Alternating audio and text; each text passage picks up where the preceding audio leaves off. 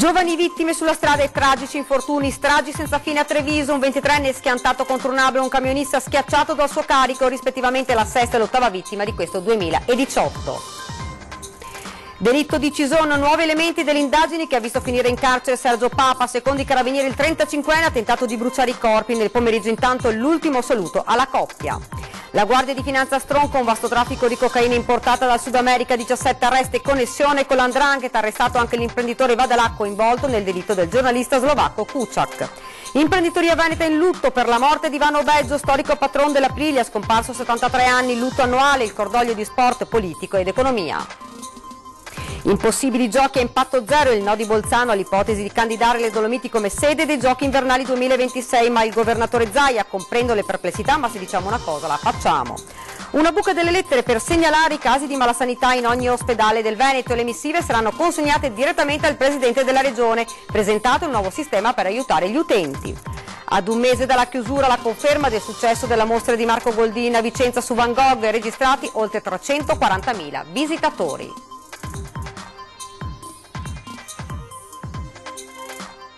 Buonasera, ben ritrovati, edizione regionale dei notiziari di Antenna 3 Nord-Est. Dunque l'avete sentito dai titoli, una strage di ragazzi, l'ennesima vittima della strada a perdere la vita questa notte in provincia di Treviso, Andrea Vanin, 23 anni, che si è schiantato con la sua auto contro un platano a poche centinaia di metri dalla sua abitazione. Sentiamo.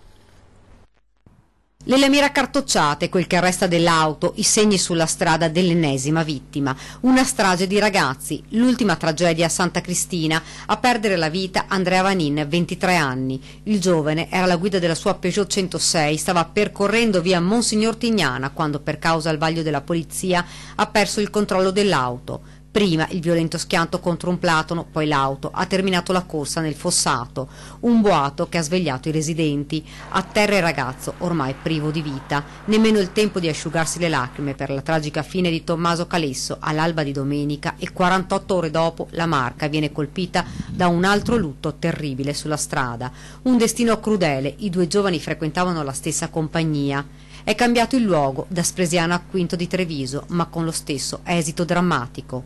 Andrea era un ragazzo tranquillo, ben voluto da tutti, così lo ricorda uno zio che guarda incredulo quel tratto di strada dove il nipote ha perso la vita.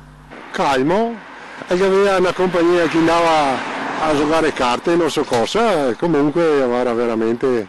Lavorava e studiava, ci racconta. Ma anche studiava però. Era bravo, sì. Perciò, esatto, purtroppo... Anche voi ora veramente era, insomma, ma sarebbe una meno vola, perciò neanche più non hai fiori e ancora più bene. Ancora pochi metri e Andrea sarebbe arrivato a casa. I medici del SUEM 118 e i vigili del fuoco di Treviso non hanno potuto far altro che estrarre il cadavere e constatarne la morte. Il sesto ragazzo deceduto in 3 mesi in una provincia che comincia ad interrogarsi sempre più sulla piaga che sembra riecheggiare i momenti più bui del territorio. Come già ieri, ignaro di quanto sarebbe accaduto stanotte, diceva il sindaco di Spresiano a proposito della morte di Tommaso Calesso. Sul platano un mazzo di fiori a testimoniare l'ennesima tragedia, l'ennesima vita spezzata, l'ennesima famiglia distrutta dal dolore. 2 morti sul lavoro in 2 giorni nella Marca, ieri a Loria, nella Castellana, oggi a San Biagio di Callalta, dove un autista straniero è rimasto schiacciato durante le operazioni di scarico del suo tir. 2 tragedie sul lavoro in 2 giorni, 2 incidenti dalla dinamica simile, 8 i morti dall'inizio dell'anno. A Ramon di Loria ieri la morte di Roberto Romanò, 54 anni, di Tezze sul Brenta, travolto da un cumulo di sassi. Questa mattina, poco dopo le 8:30, a San Biagio di Callalta, un camionista slovacco di 56 anni, Vladimir Abovski, è rimasto schiacciato durante le operazioni di scarico dei bancali di torba che stava consegnando alla ditta Bioflor di via Goito. La tragedia è sul retro dell'azienda, dove un addetto della Bioflor stava scaricando il tir che l'autista aveva da poco parcheggiato nell'ampio spazio dietro al deposito. secondo la ricostruzione di carabinieri e ispettori dello Spisal, mentre un dipendente della Bioflor scaricava con il muletto il materiale, un bancale di terriccio è caduto travolgendo Abovsky, che non si trovava alla debita distanza. Immediata la richiesta di soccorso al SUEM 118, arrivato sul posto con ambulanza e delisoccorso, ma per lo sfortunato camionista non c'era più nulla da fare. Per l'intera mattinata Spisal, carabinieri e vigili del fuoco hanno proseguito gli accertamenti per cercare di stabilire la dinamica dell'accaduto e appurare eventuali responsabilità. Sempre ai carabinieri spetta ora il compito di rintracciare la famiglia della vittima per comunicare loro che il 56enne non c'è più. E purtroppo c'è stato un altro incidente mortale, questa volta nella Bassa Padovana. Un uomo ha perso la vita e una donna è rimasta gravemente ferita nello scontro frontale tra l'automobile sulla quale viaggiavano ed un tir. L'incidente è avvenuto attorno alle 11 lungo la regionale 105 Cavarzerana, in comune di Correzzola. Le cause dello schianto in un tratto di strada rettilineo sono al vaglio della polizia stradale. I soccorsi sono stati immediati, l'impatto ha sbalzato l'automobile in un fossato. I vigili del fuoco hanno estratto la donna, che era rimasta incastrata tra le lamiere. La ferita è stata stabilizzata dai sanitari del SUEM 118 per essere ritrasportata in ospedale a Padova. Nonostante i soccorsi e i tentativi di rianimazione, il personale medico non ha potuto invece che constatare la morte del conducente, un 47enne della provincia di Milano. Illeso ma sotto shock l'autista del mezzo pesante, un 46enne di Porto Tolle, al volante di un camion per il trasporto animali che viaggiava senza carico. Le operazioni di soccorso dei vigili del fuoco sono terminate dopo circa 2 ore e mezza. Continuiamo con la cronaca. Smantellata dalle fiamme gialle una banda che importava cocaina dal Sud America. Tra gli arrestati anche l'uomo legato al delitto Kuciak in connessione con l''ndrangheta. Sentiamo.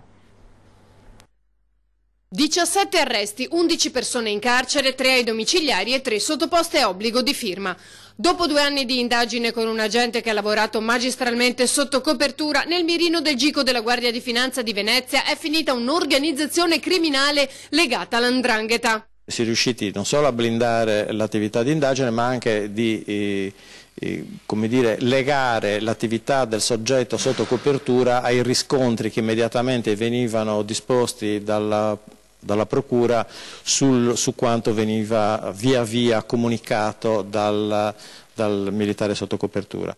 Arrestato in Slovacchia con l'accusa di associazione a delinquere finalizzata al traffico internazionale di stupefacenti, riciclaggio e autoriciclaggio, Antonino Vadalà, l'imprenditore calabrese coinvolto nelle indagini sull'omicidio del giornalista Kuciak. Secondo gli inquirenti era lui a gestire i traffici esteri e organizzare le coperture finanziarie del traffico. Complessivamente parliamo di oltre 400 kg di cocaina abilmente occultata in carichi di copertura costituiti essenzialmente da frutta quale banane, ananas piuttosto che da pesce o da manioca.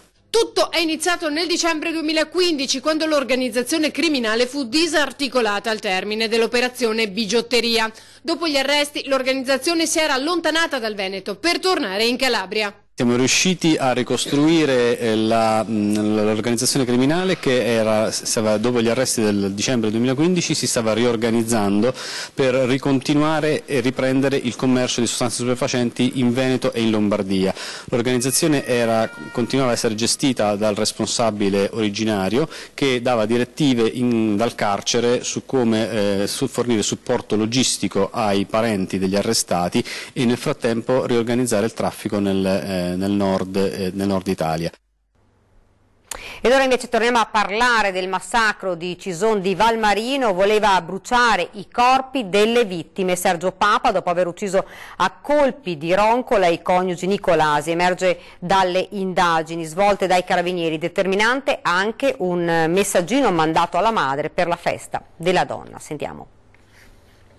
Ha mandato un messaggio l'8 marzo alla mamma per la festa della donna, lo abbiamo localizzato, da quel punto non l'abbiamo più lasciato. Quando gli elementi sono diventati concreti siamo riusciti a rintracciarlo e fermarlo che scendeva da un treno proveniente da Padova alla stazione ferroviaria di Mestre. Così il comandante del nucleo investigativo dei Carabinieri di Treviso, il maggiore Giovanni Mura, racconta il fermo di Sergio Papa, il 35enne di Refrontolo, in carcere con l'accusa di aver massacrato la mattina del 1° marzo, tra le 7 e le 8, Anna Maria Niola e il marito, Loris Nicolasi. Avrebbe anche tentato di disfarsi dei corpi, voleva bruciarli. Gli indumenti del povero Loris sicuramente odoravano di combustibile. Forse gasolio. Dico forse gasolio perché lì sul posto è stata trovata una tanichetta di gasolio vuota, rovesciata, che dà a pensare che l'intento così di distruggere, se così è, di distruggere il corpo possa celare eventuali tracce. A carico del pregiudicato di Refrontolo indizi molteplici, convergenti e consistenti, dice il comandante provinciale Gaetano Vitucci. Un vicino l'ha visto fuggire dal luogo del delitto. In zona anche una Fiat Panda rubata, trovata bruciata la sera dopo a Col San Martino. Potrebbe averla usata l'assassino, dentro forse gli abiti che indossava quando ha compiuto il duplice omicidio. Plausibile che fosse tornato in quella casa dopo il litigio il giorno prima con i Nicolasi per svaligiarla. Potrebbe essere stato scoperto e aver reagito violentemente, afferrando una roncola dagli attrezzi di Loris e uccidendo entrambi, forse sotto l'effetto di stupefacenti. Lui nega, ma anche le intercettazioni telefoniche dei familiari confermano le accuse, e anche che in casa sapessero quello che aveva fatto. Ulteriori elementi potrebbero arrivare dai rilievi del RIS e dalla perizia sui corpi. Fondamentale nelle indagini il contributo dei cittadini di Cison e della Vallata. Ci sono stati tantissimi cittadini che ci hanno dato parecchi elementi, magari per loro insignificanti, ma per noi sono stati fondamentali poi per mettere a sistema tutto quanto e per cercare di ricostruire quello che è avvenuto prima, durante e dopo il tragico evento. Ed oggi è stato anche il giorno del dolore, perché a Nervesa della Battaglia nel pomeriggio si è tenuta la cerimonia laica per dire addio ai coniugi uccisi, con il saluto commosso dei figli Eddie e Katiuscia. Sentiamo.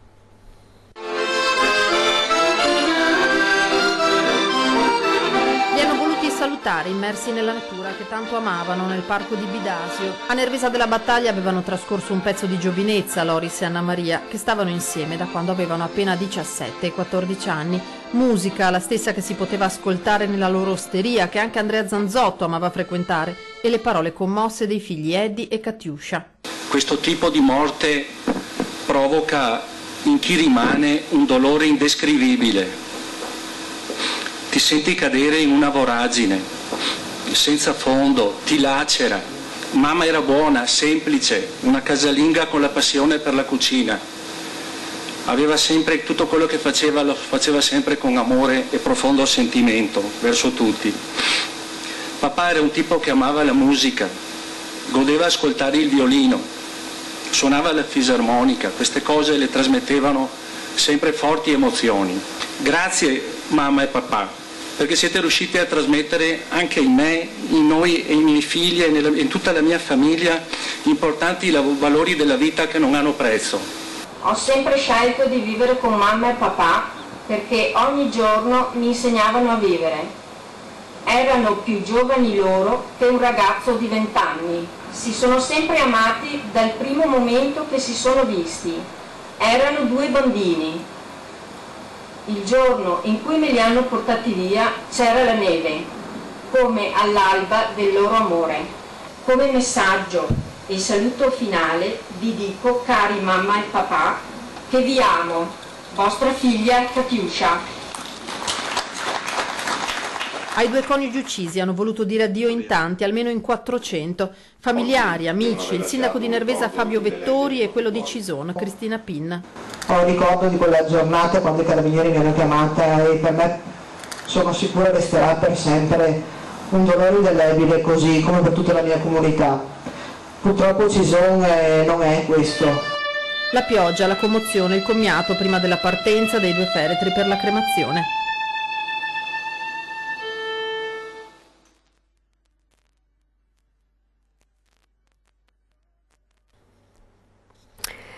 Impossibili giochi a impatto zero, il no di Bolzano all'ipotesi di candidare le Dolomiti come sede dei giochi invernali 2026, ma il governatore Zaia, se diciamo una cosa, la facciamo. Nella discesa libera appena iniziata, un ostacolo lungo la pista e non di poco conto, perché proprio quando comincia a prendere corpo il movimento per far diventare concreto il sogno delle Dolomiti come sede delle Olimpiadi invernali 2026, con un'alleanza strategica Veneto, Trentino e Alto Adige, arriva un passo indietro, un no.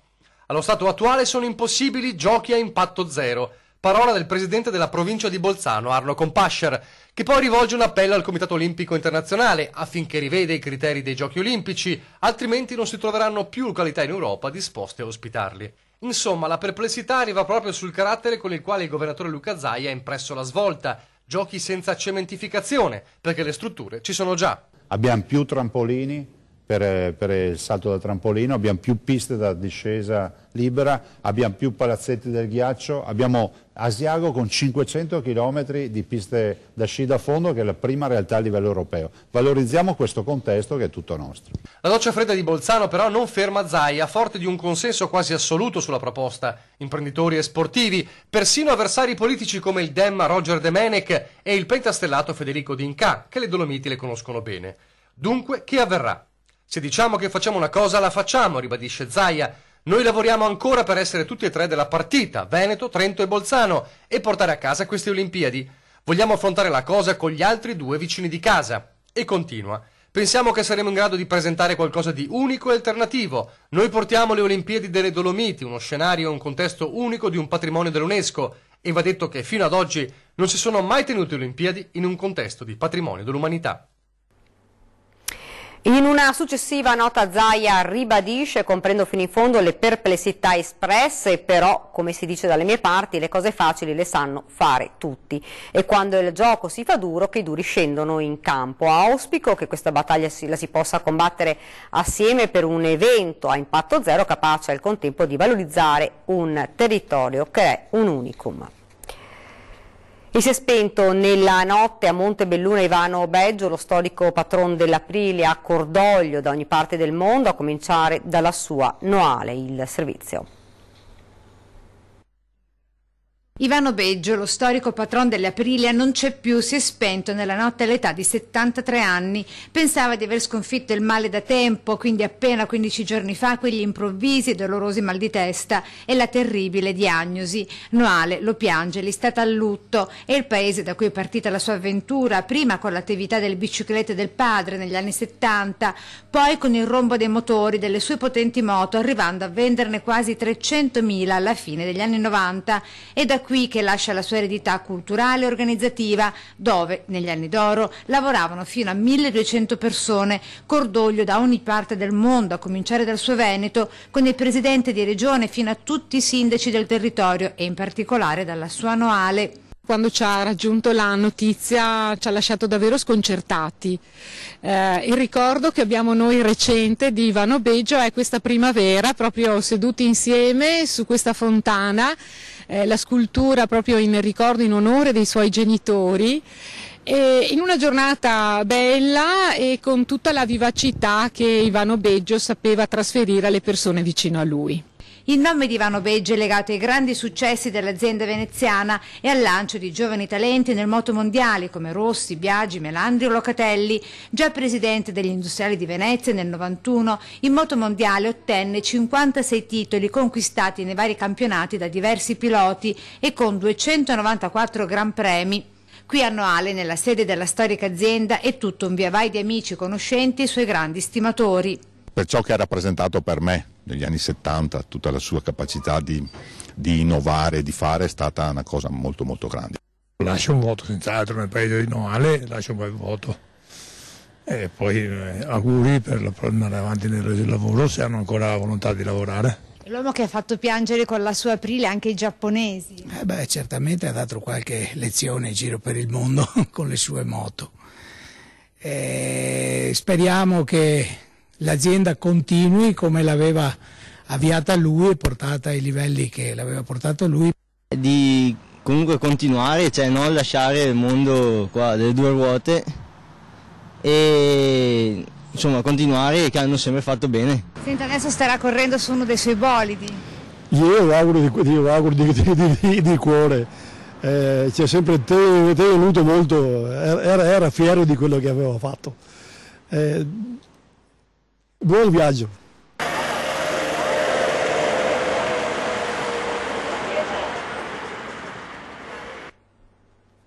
Ed ora ci fermiamo un attimo, c'è la pubblicità.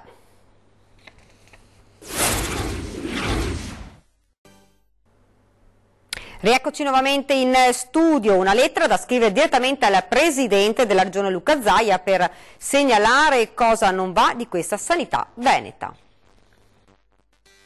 La buca delle lettere è rossa con tanto di penna e foglietto precompilato per segnalare i casi di mala sanità da imbucare direttamente in ogni ospedale. Ogni missiva verrà portata in regione e poi consegnata direttamente al Presidente, che la vaglierà una ad una di persona, assicura lo stesso. C'è il modulo, c'è anche la penna, quindi non c'è necessità di procurarsi niente. Si entra negli ospedali, ci saranno questi corner, questi punti che si vedono, sono molto visibili, e c'è modo di lasciare lì un messaggio, una dichiarazione oppure un suggerimento o un reclamo, come si dice, e poi verranno ovviamente analizzati e si darà corso. In una settimana di media migliaia le mail che giungono in regione, con cui molti utenti lamentano e segnalano disagi e cosa non va in merito alle diverse prestazioni sanitarie anche nelle varie strutture ospedaliere, a cominciare nel dettaglio da cosa non funziona il reparto.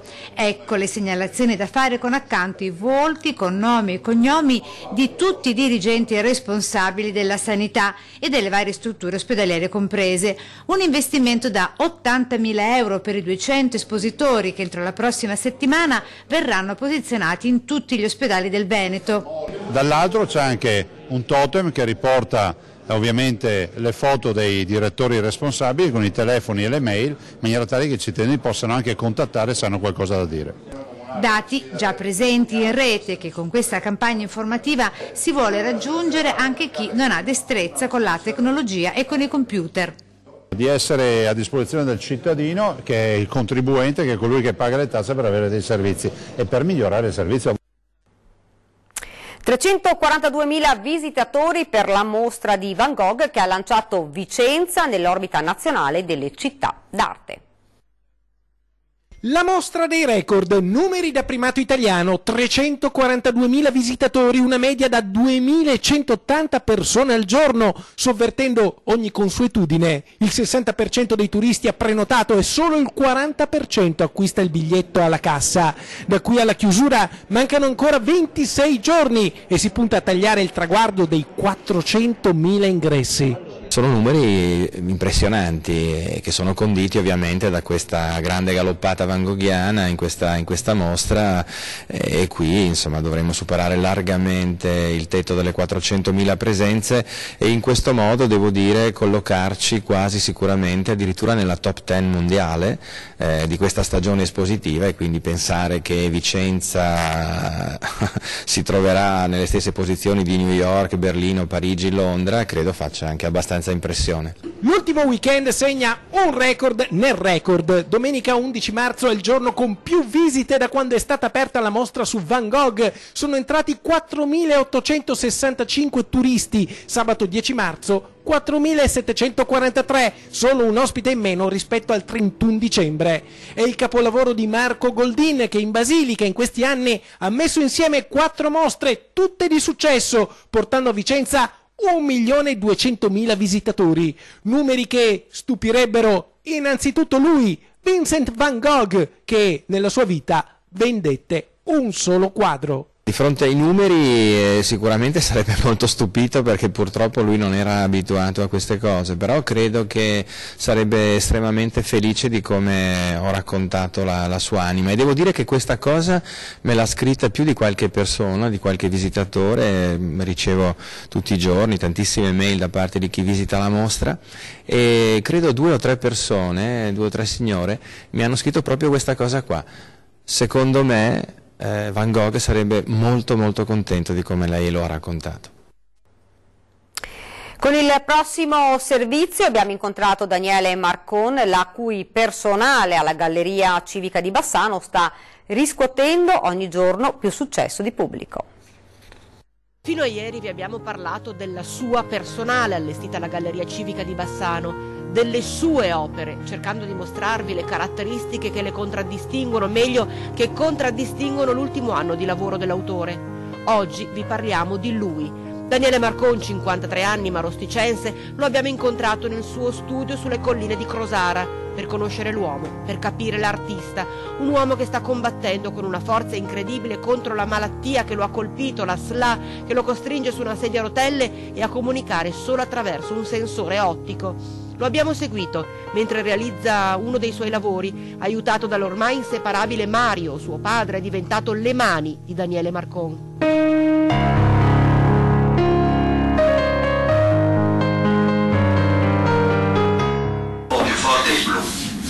Più forte.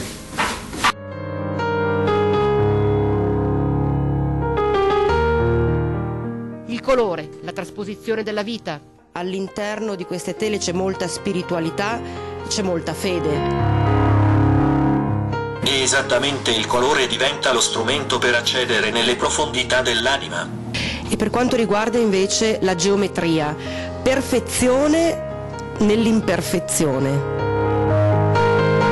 L'imperfezione è ciò che permette la crescita. Ovviamente bisogna considerare la situazione che vivo, diciamo che per necessità ho cercato di trasportare le mie sensazioni attraverso un linguaggio comprensibile e fattibile da chi mi sta aiutando. Un chiaro ed esplicito riferimento al padre Mario, quello di Marcon, non è uno scendere a compromessi, è scegliere un percorso alternativo per esprimere quello che c'è dentro l'anima, e quando dà le indicazioni per la realizzazione dell'opera, lui ha già tutto in testa. Parto sempre da un'idea precisa, soprattutto sulla tipologia delle misure, poi nella stesura del colore a volte avvengono quelle casualità o imperfezioni che sono un valore aggiunto. Già un valore aggiunto nell'unicità della natura, nell'unicità dell'essere umano, nell'unicità eccezionale dell'essere artista.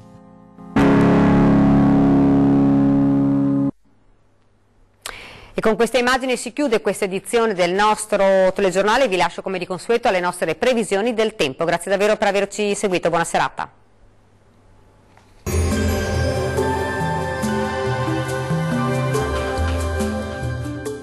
Termoidraulica Susin. Se compri una caldaia, in omaggio il condizionatore. Termoidraulica Susin a 0 branco.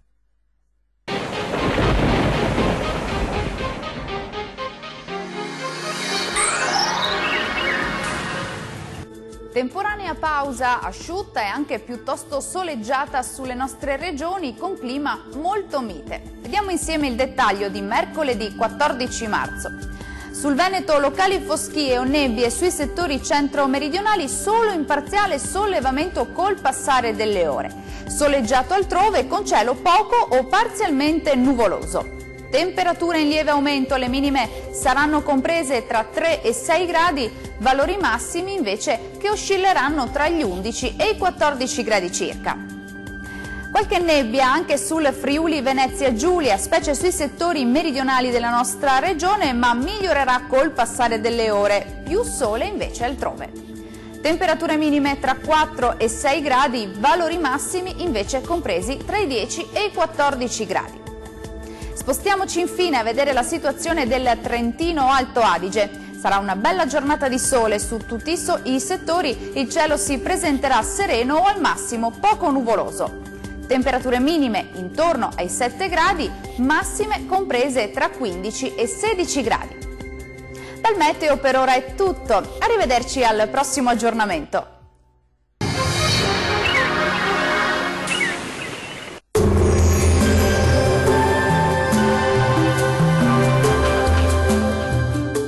Termoidraulica Susin. Se compri una caldaia, in omaggio il condizionatore. Termoidraulica Susin a 0 branco.